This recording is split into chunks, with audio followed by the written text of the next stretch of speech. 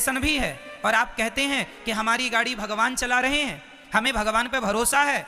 या तो भरोसा होगा या तो चिंता होगी, दोनों एक साथ कभी नहीं हो सकते, है ना। गाल भी फूल जाए, ठहाका भी लग जाए, दोनों एक साथ नहीं हो सकते।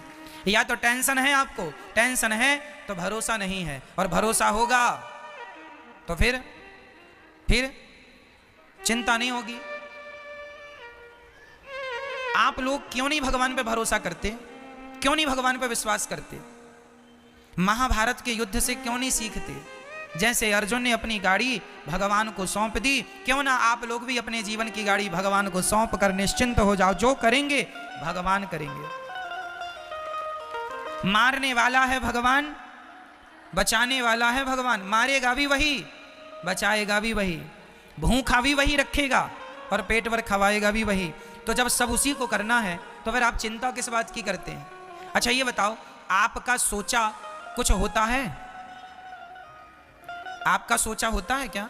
आपने सोच लिया कैसा हो जाए तो हो जाएगा क्या? जब आपका सोचा कुछ नहीं होता, आपका चाहा कुछ नहीं होता, तो हम कहते हैं आप सोचो ही क्यों? क्यों सोचना है? सब भगवान कर रहे हैं, उन्हीं को करने दीजिए। हम तो देखो निमित्त मात्र हैं। बार बार मैं इन शब्दों को दोहराता हूं ताकि आपको किसी भी प्रकार से समझ में ये बातें आ जाएं। हमारी सफलता के जिम्मेदार कौन है? भगवान चाह रहे हैं कि आप जीत जाएं, इसलिए जीत गए। यदि आप हार गए हैं, असफल हैं, तो ये सोचो कि ये भी ईश्वर की मर्जी है। उसकी मर्जी में यदि चलो वो मुझे असफल ही रखना चाहता तो मैं उसकी मर्जी में खुश रहूं। जैसे भगवान रखें, जैसे रखें राम जी, रहना चाहिए और सीताराम सीताराम कहना चाहिए। हर हाल में खुश रहने की आदत बनाओ, टेंशन मुक्त रहो, चिंता मुक्त रहो। जो करेंगे भगवान अच्छा करेंगे। एक पिता को चिंता होती है, महाराज मेरी बेटी सयानी हो गई है, बताओ मैं शादी करूं, लड़का ही नहीं मिल रहा है, महाराज जी बड़ी टेंशन है, बेटी का विवाह कैसे होगा? भाई लड़का देखो तुम मन लगा के, कर्म तुम करो मन लगा के, चिंता ना करो, जब समय होगा अपने आप हो जाएगी। तुम कर्म करते रहो लेकिन चिंता ना करो। आप लोग चिंता करने लग जाते हैं। भैया को जगाइयो जरा। चिंता नहीं, चिंतन करना है। क्या करना है? क्या करना है मेरी मां? चिंतन। जो करने वाले हैं वो कौन है करने वाला? पितामह भीष्म ने प्रतिज्ञा ले ली, कल के युद्ध में पांडवों को मार डालूंगा। ये प्रतिज्ञा किसने ली थी महाभारत में? भीष्म पितामह ने। द्रौपदी दौड़ी दौड़ी रात्रि के 11 बजे आई।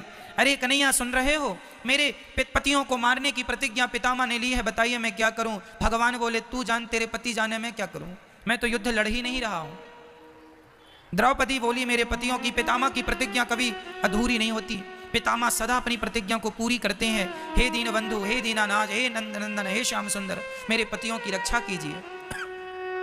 भगवान बोले चलो अर्जुन से बात करते हैं। अर्जुन के पास गए तो अर्जुन बढ़िया खर्राटे दे के सो रहे थे, खर्राटे मार रहे थे, बढ़िया गहरी नींद में सो रहे थे अर्जुन। भगवान ने जगाया, अर्जुन जागो। अर्जुन ने कहा क्या हुआ, क्यों जगा रहे हो आधी रात को? भगवान ने कहा कल के युद्ध में पितामह ने प्रतिज्ञा ली है, कल तुम्हें मरना होगा, पांडवों को मारने की प्रतिज्ञा पितामह ने ली, कोई योजना बनाओ, रणनीति बनाओ, कल का युद्ध कैसे करोगे? तुम सो रहे हो। अर्जुन ने कहा कन्हैया सोने दो, आप भी सो जाओ मेरे पास, यहीं सो जाओ। भगवान बोले क्यों, तुम्हें नींद आ रही है? कल के युद्ध में, कल निर्णायक युद्ध होने वाला है, पितामह भीष्म की प्रतिज्ञा कभी झूठी नहीं होती, अपने बचाव की कोई प्लानिंग क्यों नहीं करते? अर्जुन ने मुस्कुराते हुए कहा कन्हैया जिसके रक्षक आप हो उस व्यक्ति को चिंता करने की क्या जरूरत है, हम तो निश्चिंत सो रहे हैं, आपके भरोसे सो रहे हैं। हम तो आपके भरोसे सो रहे हैं कि हमारे रक्षक तो भगवान श्री कृष्ण हैं, आपके होते हुए पितामह हमें मार डालेंगे क्या? ये अर्जुन का क्या था, ये अर्जुन का क्या था? देखो जहां विश्वास पुष्ट है, जहां विश्वास अधिक है, क्या वहां चिंता है? और जहां चिंता है मतलब वहां विश्वास। तो आप में से कितने लोगों को भगवान पर विश्वास है? यदि है तो फिर अब ये बताओ कि आप में से चिंता किस किस को है? मेरी मां चिंता नहीं, सौंप दो, अब सौंप दिया इस जीवन का सब भार तुम्हारे हाथों में, है जीत तुम्हारे हाथों में, है हार तुम्हारे। कर्म करना हमारा काम है, कर्म करना हमारा काम, कर्म हम करें, उसका परिणाम क्या होगा ईश्वर जानते हैं। इसलिए निश्चिंत हो जाओ भगवान के भरोसे, टेंशन नहीं, चिंता, खुश रहा करो, प्रसन्न रहा करो। ये सोचकर कि ये आज बताओ सूर्य भगवान आए किसकी मर्जी से आए, आपकी या मेरी? बोलो मेरी मां। आज रात होगी किसकी मर्जी से? ईश्वर की। ये सृष्टि चल रही है किसकी मर्जी से? हम लोग लड़कपन से जवान हो गए, जवान से बुढ़े हो गए, किसकी मर्जी से आप बदल रहे हैं? आप क्यों नहीं, कल पैदा हुआ बच्चा आज ही जवान क्यों नहीं हो गया? उसे जवान होने में क्यों 20-25 साल लगते हैं?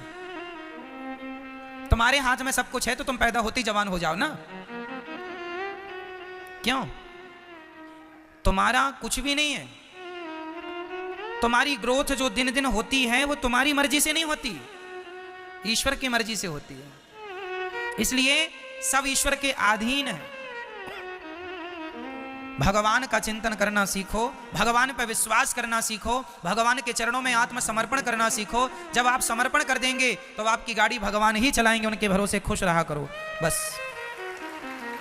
हम लोग अहंकार कर लेते हैं, जरा सा कमाने लग गए, जरा सा पैसा कमाने लग गए, हम कमा रहे हैं, हम पैसे वाले हैं, हम ये हैं वो हैं। अहंकार तो देखो आदमी का, आजकल का आदमी ना ऐसे चलता कैसे, ऐसे अकड़ देखो जरा, ऐसे चलता है जैसे ये राजा हो, सब इसके गुलाम हैं।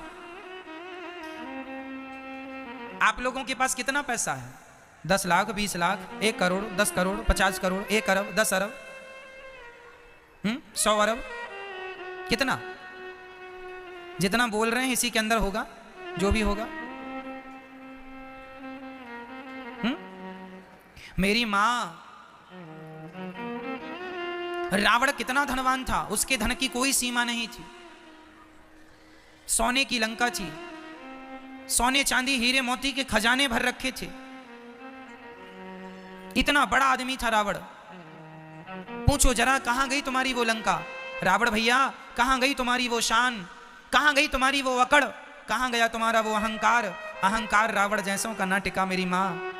जिनकी लंका सोने की थी तो हमारा और आपका अहंकार टिक जाएगा मैया? बोलो मेरी मां। इसलिए अहंकार ना हो। किस बात का अहंकार? आप लोगों को अहंकार है या नहीं? नहीं, मैं बताता हूं आपको अहंकार किस बात का है। ये बेटा मेरा है, मैं इसकी मां हूं, ये भी अहंकार ही है। मैं इसका पिता हूं, ये भी अहंकार ही है। ये घर मेरा है, ये भी अहंकार ही है।